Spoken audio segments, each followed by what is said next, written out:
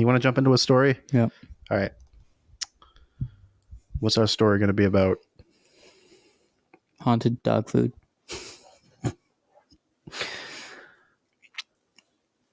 All right. Casey stood on the hilltop facing the wind. The wind itself was picking up in speed, and he had anticipated this. The Weather Channel had called for a record-breaking hurricane, speeds faster than anyone had ever known in this little area. He looked down the hill at his little seaside village, and he saw the windows alight in the houses where people had already hidden away from the storm. And he saw a couple of kids running up the street, presumably to get back to their house before the storm started. And in the ocean, just past the village, he could see that the waves were getting choppy and a fog was coming in. He pulled a camera out of his pocket, an old-fashioned camera that he had to like flash a light bulb over to take a picture. He was an artist and kind of a hipster. So he took that bulb and he got under the curtain for the camera and he pressed the button and the bulb exploded. Take it. He was taking a picture of the village in the ocean. It made a whining sound after it flashed. Seep! And he moves closer to the village, closer to the crashing waves. And he hunches down and he angles the camera in the most beautiful pose. And he does it again. Yeep. That's a terrible camera noise. Anyway. And somebody from a distant window is yelling at him, Casey! Casey! Fucking get out of the storm, you shithead! And he carries on, getting closer to the water. The adrenaline is alive, just synapses firing in his brains like he just did a whole line of blow. And he's feeling alive, the most alive he's felt in a long time. And he would know because he used to do a lot of blow back at college in New York. Yep. It's what inspired him to become an artist. He gets closer to the ocean and he snaps another shot. And he sees the sand is starting, large wafts of sand are being pulled off the beach. And he's like, oh, this wind is fucking wild. And there's a little bit of fog, and the ocean is just slapping waves, bigger and bigger. And he says, I know that the Pulitzer Prize, the greatest, isn't that, I think that's the photography prize. The greatest photography prize of my career is close. I know it. I can feel it. I can sense it. And he's moving down the beach. And as he's going, he hears a little boy crying. Daddy! Daddy! Dad! The storm is upon him. And they're on the beach. Mm-hmm. He looks across the beach and he sees a little 5-year-old boy sitting in the sand. It looked like he was in the middle of building a sandcastle, but half of the sandcastle had been ripped out to the waves. And his hair was blowing in the wind. Little boy, Daddy, you're not my daddy. He ran up to the kid. Where is your father? I don't know. He looked around. He only had enough arms to carry his camera around. He looked at the kid, he looked at his camera, and he thought, oh, man. He put the camera on the ground, and then he picked up the kid. Your father better have $1 million prize for you. He took one last glance at the camera, and then he ran up the beach, and he ran into the main street on the by the beach there. And he looked up and down the street, and he saw like receipts and fast food bags blowing in the wind, and bicycles had been toppled over, and a sign out front of old Joey's barber shop had also fallen into the street. It was like World War III out here. But there was no one in sight. "Where do you live, little boy?" The boy looked up at him. "Daddy." "No, I'm not your daddy." I don't know. Take it. The kid is giving him a vague description of where the house is. All right, I kind of know where that is, I think. All right, where am I going? All right, and as they're going, they're walking down this tight, very rather narrow street, and as they're going, limbs from trees are just being jerked. And all of a sudden, a stop sign gets pulled out of the ground and flies right by him. In case he sort of ducks and gets out of the way, and he's like, Jesus Christ. All right. And car alarms are going off now. 1, 2, 3, as he's walking. And then he sees what he believes is the kid's house. There? Yeah, there. And he's walking closer and closer. And he sees what is not, in fact, a kid's house, but he sees an ice cream shop. You little son of a bitch. He goes and he pulls the door open to this ice cream shop, and there's an old lady behind the counter. Thank God you found him. You know this kid? I thought he was pulling my leg. I thought he just wanted ice cream. No. That's my grandson. Oh, thank God. All right, here you go. Is there anything I can do? Do you need me to call somebody? Do you guys need help? And as they're going back and forth in the confines of this little ice cream shop, the window breaks. Glass covers them all three of them, and they sort of shelter themselves. Shit, fuck. And Casey knows what to do. He goes behind the building where he finds some like spare wood, some pallets and stuff in the alleyway behind. And he goes to the front and he starts boarding up the windows. He says, I've got to go, but I think you guys should be okay. Here you go. We're all set. The grandmother thanks him and the kid thanks him. And he goes back out and he starts heading back to his camera because he is determined that there is a prize in there. And as he's going, he says, well, he clicks on his TikTok app and he clicks live. And he's going live as he's going through this storm. Wind is just hurling. And he says, what kind of a loser goes live? Take it. And then he loses his reception. And his phone starts to flicker. And he hears a in the sky. By now, a thick fog has covered the whole town. So he can not see more than like 7 feet in front of him. And also, it appears that the ocean has risen so that the water, he's on the main street, and the water is basically like puddles depth. He hears that screeching sound again, and he thinks he sees something dart across the sky like a shadow, but he can barely make it out. He starts walking up the street, he thinks, because he can see what he thinks is a neon lit sign in front of one of the bars still flickering. And as he approaches, he starts to hear a car alarm, and he realizes that what he's seeing is a car that's been activated. The alarm has been activated, and the lights on it are flickering. He approaches the car, and he tries it, and it's unlocked. Hello? Looks around, and then he hears that screeching again. And he feels a gust of wind in front of his face, and he sees a dark shadow across his path.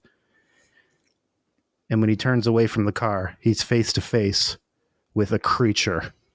Some sort of creature.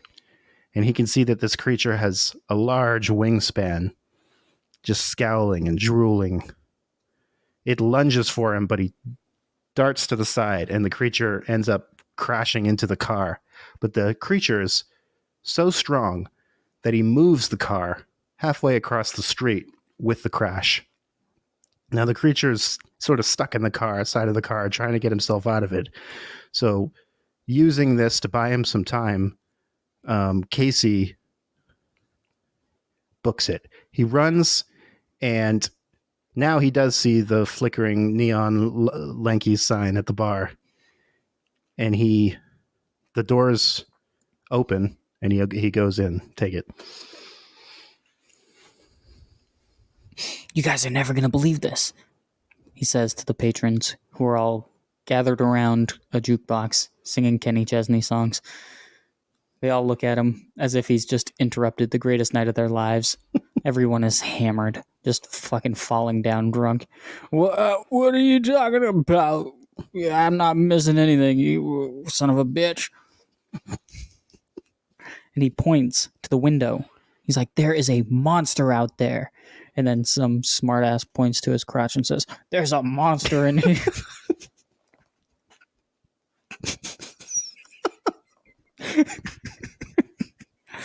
All right. All right, Casey says. Didn't need to know that. And then he grabs one of the guys by the scruff of his neck and drags him to the front of the bar, to the window.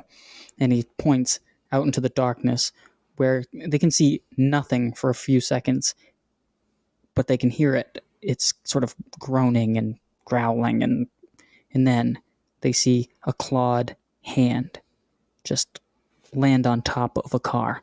And then its nails drag across the roof of the car in this horrendous screech.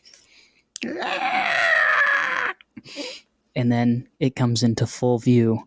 Its massive wingspan shakes and sounds like a flapping flag in a windstorm as it just...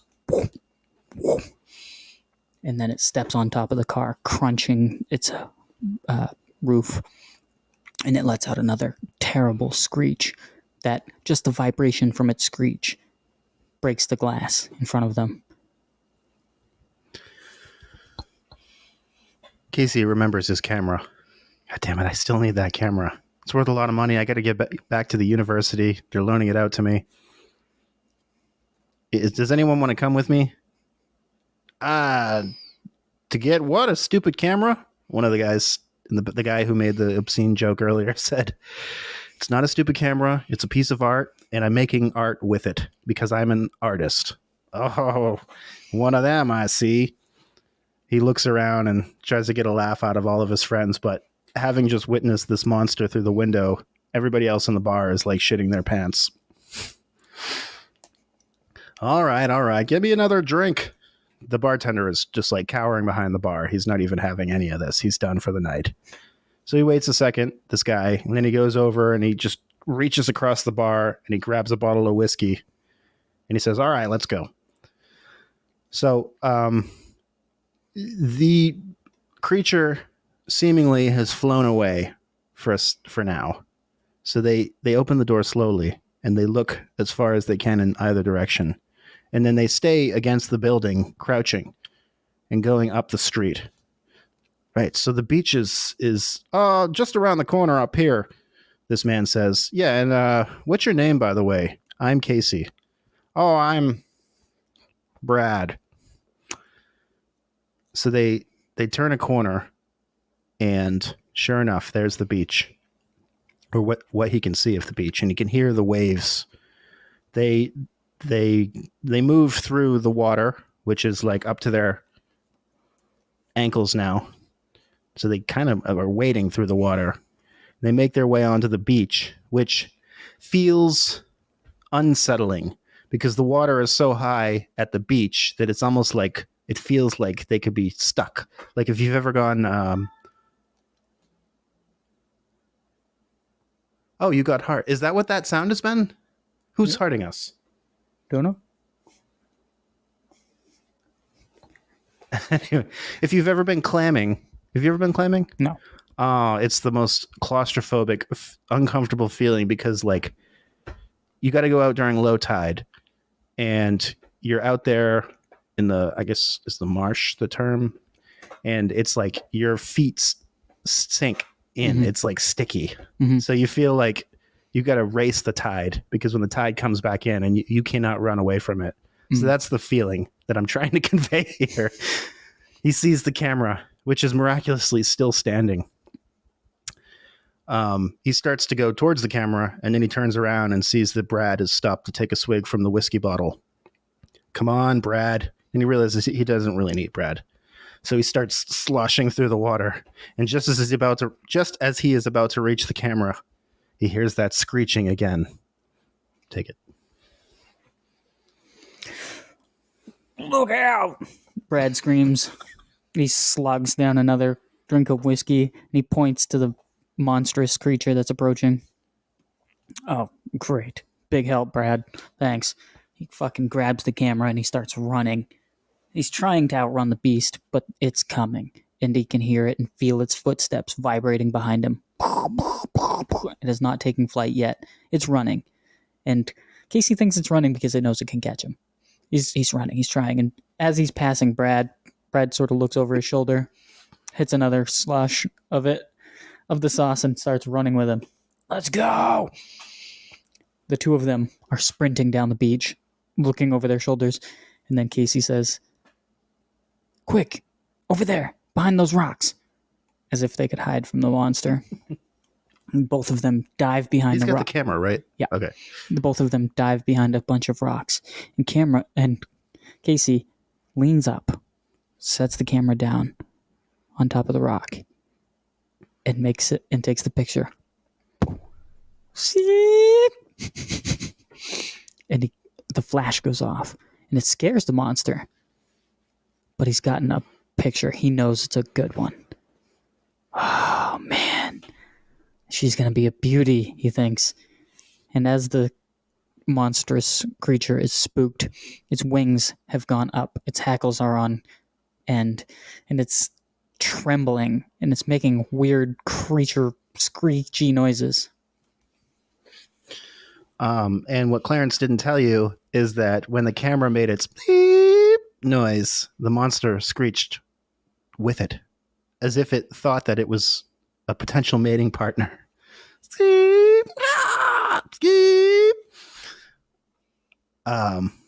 But at the same time, the monster is blinded, sloshing around the water, and falls. And Brad takes another swig and says, "Hey, I'm going back to the bar." So he starts running, wading through the water, which is now up to their waist. It just keeps getting higher and higher. And Casey he's hiding under the curtain of this camera, and he's just cheep, cheep. The sound effect keeps changing, but he's just obsessed. He thinks he's going to get that Pulitzer Prize now. But when the monster is done being disoriented, it realizes that this has all been a trick. He stands up straight really quickly and turns and stares at the camera, but it looks through the viewfinder to Casey like the monster is staring straight at him. He audibly gulps and he grabs the camera and he just runs. But Brad is nowhere to be found, and the fog has thickened. Now he's over by an old pier, and the monster is coming up on him from the land. So now he's cornered at the pier and just panicking. He runs out along this old pier, trips once, but sort of rolls into the trip. So he's able to get back up with the camera. The monster is flying just above the pier, so it doesn't have to worry about this. He gets to the end of the pier, and at the end of the pier, now that he's gone through the fog a little bit more, he can see and remembers that there is a large Ferris wheel on this pier. He looks up as high as he can to the top of the Ferris wheel, and he looks back at the monster, which has gone higher up in the sky, almost invisible through the fog again. And he thinks, man, wouldn't it be a great shot to get a picture of this thing from the Ferris wheel? So he climbs up onto the Ferris wheel with his camera. And then he hears Brad. Hey, don't do it, buddy. He sees Brad down there at the other end of the pier. He's come back for him. I don't know. Take it. You're making a terrible mistake. Brad screams as he sloshes down another drink from the bottle. I'm making a terrible mistake? Buddy, you just drank a fifth of fucking whiskey. You're gonna die. And with one hand, Casey is hoisting himself up this Ferris wheel, tugging along with the camera, and he's climbing from one carriage to the next, to the next, to the next, as he's moving his way up.